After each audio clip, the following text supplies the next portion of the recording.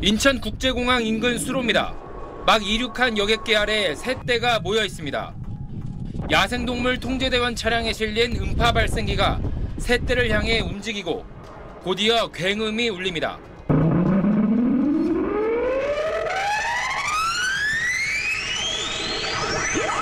놀란 새떼들은 반대편으로 달아납니다. 굉음 대신 총소리나 천적인 맹금류 소리도 낼 수 있습니다. 어두운 밤에는 열화상 카메라로 새떼를 발견합니다. 카메라가 이제 또 녹화가 돼가지고 무슨 조류인지 나중에 확인을 또 할 수가 있고. 새떼를 쫓는데 효과적인 장비들이지만 두 장비를 모두 갖춘 곳은 인천과 제주공항 두 곳에 불과합니다. 정부는 이 장비들을 국내 15개 모든 공항에 보급하고 멀리 있는 새떼도 탐지할 수 있는 조류 레이더도 도입하기로 했습니다.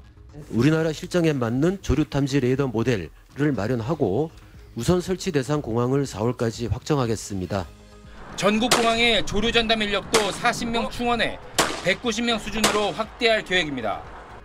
무안공항을 비롯한 전국 7개 공항이 인력 부족으로 야간과 주말에는 근무자 1명이 새떼를 쫓으면서 대응에 한계가 있다는 지적이 제기됐는데 상시 2인 근무 체계를 만들기로 한 겁니다. 전국 공항 주변에 115곳이나 확인된 과수원과 음식물 쓰레기 처리장 등 조류 유인 시설을 최소화할 법적 근거도 정비하기로 했습니다. 현재는 반경 3km 이내에 이런 시설이 들어설 수 없지만 규정을 어겨도 처벌할 근거가 없습니다. 참사 원인을 조사 중인 이승열 항공철도 사고주사위 조사단장은 국회 특별위원회에서 조사가 1년에서 1년 반 정도 걸릴 거라고 밝혔습니다. SBS 김관진입니다. 무안국제공항에서 비극적인 여객기 추락 사고가 발생한 지 9일 만인 지난 7일, 당국은 사고 현장에서 수거한 엔진에서 새의 깃털이 발견됐다고 밝혔습니다. 이번 사고의 시작점에 조류 충돌이 있었음이 공식 확인된 겁니다. 미국에선 매년 10,000건 넘게 조류 충돌 사고가 발생합니다. 우리나라에서도 지난 4년 동안 발생한 조류 충돌 사고는 500건이 넘습니다. 이번 사고가 발생한 무안공항도 10건이나 됩니다. 조류 충돌 사고의 70%는 이 착륙 중인 고도 500피트, 약 150m 이하에서 발생합니다. 이런 이유로 활주로 주변 고도 150m 이하에서 새들을 쫓기 위한 장비들로 조류 충돌을 예방하고 있는데요. 무안국제공항에는 어떤 장비들이 있었을까요? 취재 결과 폭음 경보기 11대, 경보기 11대, 엽총 4자루, 확성기 1대, 서치라이트 1대, 순찰 차량 1대가 전부였습니다. 전문가들은 이 가운데 폭음 경보기와 엽총 정도만 실제 조류 충돌을 예방하는 데 효과를 나타낸다고 합니다. 그래서 저희 취재팀이 직접 실험해봤습니다. 한 대학교 항공학부가 실습용으로 쓰는 비행장의 도움을 얻어 국내 일부 공항에서 쓰는 이동용 폭음기의 효과를 실험해봤습니다. 이 폭음기는 활주로 인근의 새떼를 향해 LP 가스를 터뜨려 쫓는 장비인데요. 실험 결과 300m까지 폭음 경보기의 소리가 퍼져나갔습니다. 고막을 자극하니까 뇌에 영향을 주는 거죠. 전 세계 공항에 대략 한 98% 정도는 이런 가스 폭음기를 사용하고 있죠. 새떼들이 많이 서식하는 인근 호수에서도 실험해봤는데 폭음기를 터뜨리니까 새떼가 산산이 흩어집니다. 무안공항에는 폭음기 11대가 설치돼 있는데 문제는 모두 고정형이었습니다. 그러니까 상하 좌우로 방향을 조정해 날아오는 새떼를 향해 터뜨릴 수 없었던 겁니다. 공항에서는 한 방향으로 고정이 되어 있어서 수평 360도, 그다음에 상하로 동작이 안 되기 때문에 10분마다 이리씩 터져라, 15분마다 이리씩 터져라 라고 설정을 해놓기 때문에 조류가 이동하는 그 시기를 감지를 못하죠. 앞서 취재팀이 실험에 쓴 이동형 폭음기는 대당 1억 원이고요. 무안공항의 고정형 폭음기는 대당 500만 원입니다. 아무래도 성능 차이가 있겠죠. 고정형 폭음 경보기로 대응할 수 없을 땐 조류 충돌 예방 요원이 직접 엽총으로 공포탄을 쏴서 새떼를 쫓아내야 하는데요. 공포탄 소리로 새를 쫓을 수 있는 반경은 약 50m 정도입니다. 한 50m 정도 반경이 됩니다. 혼자 하긴 버겁죠. 예, 조류가 이게 몇천 마리가 몇만 마리씩 이렇게 이동하고 그러니까요. 그렇다면 폭음 경보기와 엽총만으로 조류 충돌 예방이 가능할까요? 김포와 제주공항엔 조류 충돌 예방 요원이 20명이 넘지만 무안공항은 4명, 하지만 사고 당시엔 1명만 근무 중이었습니다. 근무자 1명이 2.5km 길이의 활주로 최대 150m 고도까지를 책임져야 합니다. 고정형 폭음기 11대와 직원 1명이 엽총 한 자루 갖고 새떼를 퇴치하긴 사실상 불가능합니다.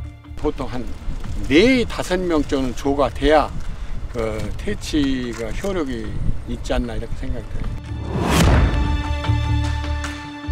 그런데 무안공항만 이런 것이 아닙니다. 전국 15개 공항에서 가장 많이 활용되는 조류 퇴치 장비는 폭음 경보기와 엽총입니다. 근무자 수가 다를 수는 있지만 재래식 장비를 이용해 새떼를 쫓는 건 무안공항과 크게 다르지 않은 것입니다. 폭음 경보기와 엽총 모두 큰 소음을 내서 새를 쫓아내는 방식이라 새가 적응할 경우 둔감해져서 효과가 떨어집니다. 그래서 지향성 음향 퇴치기를 병행하기도 하는데요. 장비 한 대에 3억이 넘는 높은 비용 탓에 국내 공항 중 인천과 제주공항만 이 장비를 쓰고 있습니다. 아주 높은 데시벨로 새들의 고막을 자극한다고 하면 되겠습니다. 완전히 그 지역에서 이탈해버리죠. 유럽에선 폭음기나 총포 외에도 레이저를 이용하고 있는 공항들도 있습니다. 기러기처럼 높이 나는 새들을 쫓아내기에는 폭음기와 총포로는 한계가 있기 때문입니다. 국내에서도 조류 퇴치용 레이저 도입 논의가 아예 없었던 건 아닙니다. 하지만 항공기 운항에 방해될 수 있다는 이유로 국내에서는 한 곳도 사용하지 않고 있습니다. 장거리에 있는 새, 또 그냥 즉각적으로 공격할 수 있는 유일한 장비인데 이제 유럽에서는 여기다가 조금 출력이 낮은 그런 장비들을 공항에 사용하고 있습니다. 어떤 특수한 경우 상황에서 레이저가 도입이 돼야 되지 않을까. 우리가 재래식 장비에 의존하고 있을 때 해외에선 어떤 노력들이 이루어지고 있을까요? 먼저 탐지 방식부터 차이를 보입니다. 우리는 눈으로 새의 위치를 확인합니다. 육안으론 최대 2km까지만 볼 수 있기 때문에 활주로 주변에서 벌어지는 일들을 확인하는 데 그칩니다. 하지만 해외에선 조류 탐지 전용 레이더를 사용하고 있습니다. 항해 기술에 쓰이는 X밴드 레이더와 S밴드 레이더를 사용하기 시작해 지금은 공항 반경 10km 내에 있는 새 한 마리까지 탐지 가능한 수준으로 발전했습니다. 새떼의 경우에는 최대 22km 밖에서도 특정할 수 있습니다.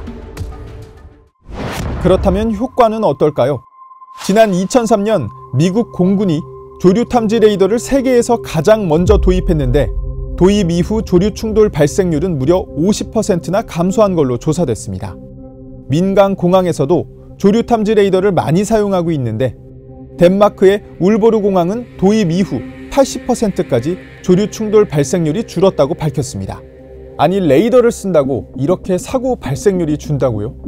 그 원리는 아주 간단합니다. 더 멀리 있는 새를 서둘러 발견해서 더 이른 시점에 여객기에 알려줘 충분히 대응할 수 있는 시간을 벌어주는 겁니다. 실제로 이번 사고 여객기는 착륙을 앞두고 시속 267km로 이동 중이었습니다. 전문가들은 이 정도 속도라면 날아오는 새를 발견하고 피하는 건 불가능하다고 설명합니다. 그러니까 미리 항로 조정 등을 할 수 있도록 해서 조류와 아예 마주치지 않도록 하는 것입니다. Tells us where the problem is, gives us some direction on where to manage it. You have plenty of time to send that aircraft around or divert them to another place.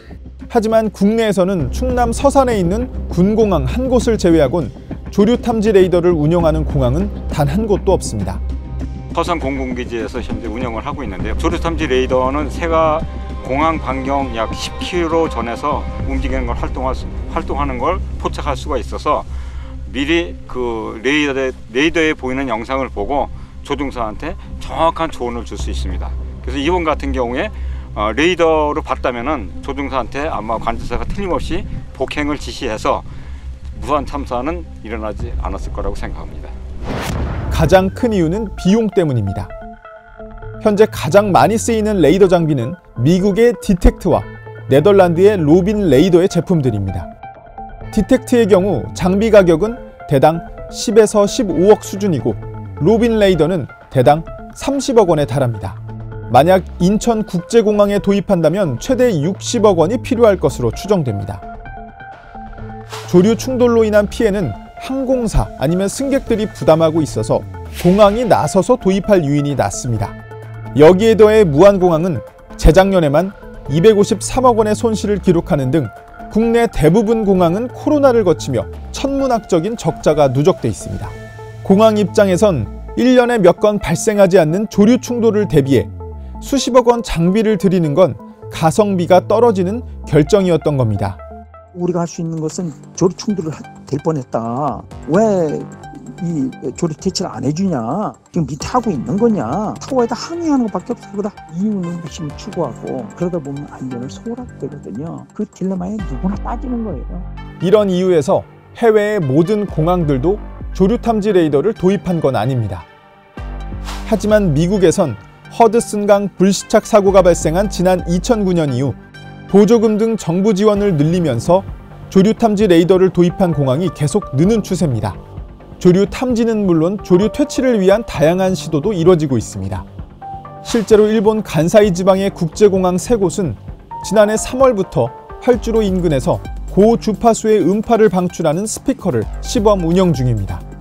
비용은 대당 35만 엔, 우리 돈 320만 원 정도로 국내에서 쓰이는 음향 퇴치기보단 훨씬 저렴한데 운영 결과는 올해 3월쯤 공개될 예정입니다. 10ヶ月の中で、月にもよりますけれども、5割から7割ぐらいはバードストライクというか出現率も減少し、バードストライクも減少したと。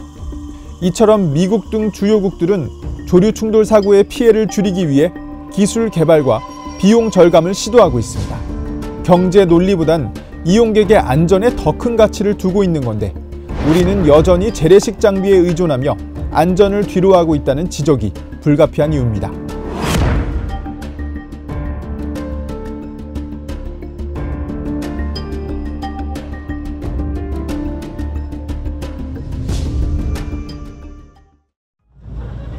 목포에서 뱃길로 2시간 떨어진 흑산도. 신공항이 추진 중인데 이것도 조류 충돌이 문제가 됐습니다. 이곳이 흑산공항의 활주로가 들어서게 될 부지입니다. 매년 봄, 가을철마다 시베리아와 동남아를 오가는 철새들이 지나칠 수밖에 없는 곳입니다. 벌새 같은 경우는 3만 마리 가까이 이상이 만약에 뭉쳐서 이동을 하게 되면 항공 개체와 충돌될 수 있는 위험성이 굉장히 높았던 것으로 국토부가 내놓은 대책은 조류 대체 서식지. 공항 인근에 습지를 조성하고 나무를 심어 인공 쉼터를 7곳이나 만든다는 겁니다. 문제는 섬이 크지 않다 보니 공항에서 대체 서식지까지 거리가 짧게는 2km, 멀어야 7km 안에 있다는 겁니다. 20-30km에 달하는 조류 활동 영역을 감안하면 새들을 이동시키는 게 아니라 오히려 공항 가까이로 불러 모으는 꼴입니다. 흑산도라는 공간 자체가 굉장히 좁기 때문에 대체 서식지를 조성을 한다고 하더라도 철새의 충돌 위험을 낮출 수가 없는 것들은 사실이고요. 이렇게 엉성한 대책이 걸러지지 못하는 건 현 환경영향평가 제도 탓이 큽니다. 이 제도는 각종 개발 사업 시행 시 새들의 보호 같은 생태 보존이 목적이다 보니 비행 안전성보다 조류 보호에 초점이 있습니다. 제도상으로는 그 안전 문제까지 제도에 다 담는 거는 한계가 있어서 자연적인 부분과 안전을 같이 볼 수 있는 어떤 제도적인 개선이 많이 좀 필요한 상황입니다. 영국의 경우 새들의 안전을 지키는 왕립조류협회는 물론 비행 안전을 검토하는 조류충돌 전문 검토기관도 공항 입지 선정 평가에 참여합니다. 또 현재 공항시설법으로 기존 공항 인근에는 조류 유인 시설 설치를 제한하고 있습니다. 하지만 신공항터 선정 때는 조류 충돌 위험을 고려한 주변 환경 기준도 명확히 없어서 한계로 지적되고 있습니다. SBS 장세만입니다.